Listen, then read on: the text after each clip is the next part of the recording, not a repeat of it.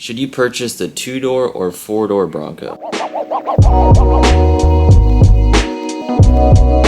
We're going to go over everything that I believe you need to know to make the best decision possible to suit your lifestyle. Stick around to the end. I have the biggest pro and con of each model, and I also get a first-hand reaction from my cousin who owns a 4-door. Let him drive the 2-door and share you his exact words.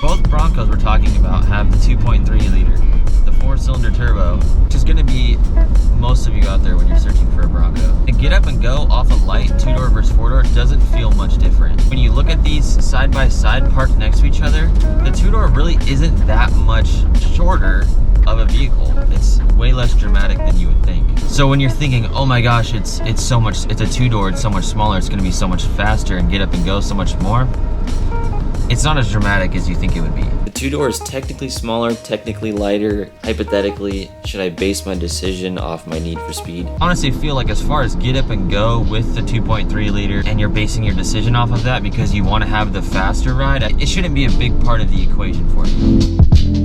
If I had to put a number to it, the 4-door is 40% less boatish as far as like weight transfer, body roll. The 2-door is like really dramatic. What I want to give you assurance of is they have completely the same experience and personality. Get up and go, body roll, driving experience, the way the interior feels, steering, everything is the same. The main difference is that the 2-door is just more dramatic. When you drive it and you feel the left and right motion, these Broncos have a ton of weight transfer, body roll, which is part of the reason I think why a lot of people don't realize they like driving them, because they feel just a little more fun, kind of like a toy car, like you're going off-roading and things are moving around, but then when you're driving them on the road, it just has that certain, like, hey, look at us, this is fun. We drive a Bronco, look how much more fun it is when you turn. Body roll is a big part of the equation. I think that a lot of people don't realize why they like them so much. Immediate thoughts that go through your head when you drive both back to back. So the first thing that goes through my head is, this thing feels like the same car, but this one just feels like a bus. Probably when you go from the 4-door to the 2-door, you're like, this thing is tiny, and it feels kind of funny. I like to think of this 4-door as this is just standard. Like, yeah, the older Bronco 2-door, but in today's world, like SUVs just being everywhere, this is like the new standard. Is the 2-door backseat really good for anything? You might be thinking, how in the world do you get in the back seat in the 2-door? Seat belts are easy to get to. Keep in mind the 2-door does not have a middle seat. So in this Bronco, we can fit 4 people, not 5, with a seat belt. Kids fit easily back here. Adults fit good back here. They don't fit bad, in my opinion. I'm 6'1", and that is my seating position. And as you can see, there's even more legroom over there in a Dr. Pepper bottle. And then right here, I have it pulled back all the way. I could ride back here for 5 hours if I had to. It wouldn't be the best thing in the world, but it would be fine. And then if I was sitting behind myself, it would be even more comfortable. And we still have some room in the back. If you're really wanting a 2-door and you're worried about the back seat not being functional at all, it is not like that. It's actually pretty awesome to me. I think so. Oh, and the back seat. These are awesome cup holders right here. Deep enough to where you can't fit a super big gulp or any of those old school huge 55 ounce whatever. You got a 12 volt right here if you want to charge something.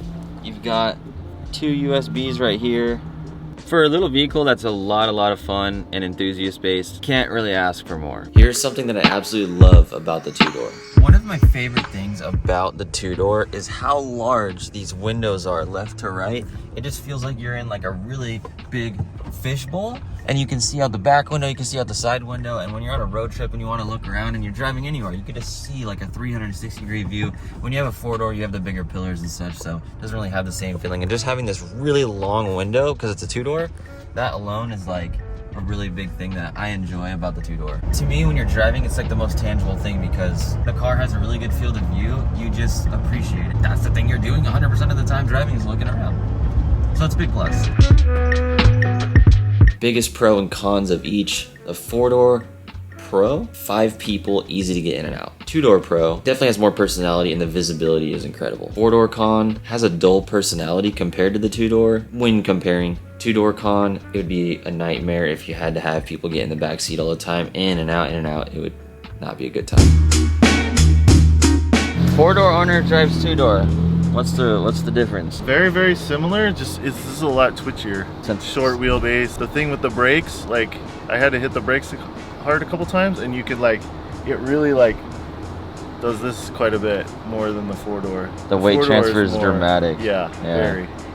It's fun, it's peppy, it's like super fun to drive. Does it feel a lot different after the intake and the tune a little bit? Oh, it's night and day. Yeah. It's like so much smoother, like even from the bottom, and I mean, who doesn't like turbo whistle? It was such a gradual from like the intake to the tune. It was like kind of very gradual, and I'm like catching myself like, I'm like numb to this. Like, is it a lot different? I'm like already forgetting. It's night and day. Like even the like first gear and stock is really annoying because it feels like you get to like 5 miles an hour and you have to shift already. And for whatever reason, this feels like it's just smoother and like you don't have to shift as fast. I don't know. It's kind of different, but it's definitely better.